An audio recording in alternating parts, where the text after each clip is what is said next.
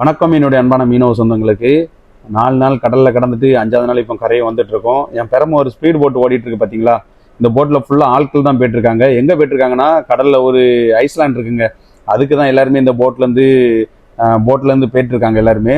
நல்லா நாங்கள் கரையை வந்துட்டோம். கரையை வர வர தரையில் உள்ள மண், அதில் உள்ள பாசிகள், பவளப்பாறைகள்லாம் ரொம்பவுமே அழகாக தெரியுது. பார்த்து ரசிச்சுட்டே இருக்கணும் போல இருக்குது. 4 நாள் கடலில் கடந்து 5வது நாள் கரையை பார்த்தோன்னா ரொம்பவுமே சந்தோஷமாக இருக்குங்க. இந்த போய ரூட்டுக்குள்ளே நாங்கள் இப்போ வந்துட்டோம். கிட்டத்தட்ட கரைக்கு இன்னொரு 20 பாயிண்ட் தாங்க இருக்கும். இப்போ வந்து நான் லைஃப் ஜாக்கெட்லாம் போட்டிருக்கேன். நீங்கள் கேட்கலாம், ப்ரோ நீ எதுக்கு ப்ரோ லைஃப் ஜாக்கெட்லாம் போட்டிருக்க அப்படின்னு சொல்லி. இங்கே வந்து ரொம்பவுமே சட்டத்திட்டங்கள்லாம் ரொம்பவுமே பயங்கரமாக இருக்கும்.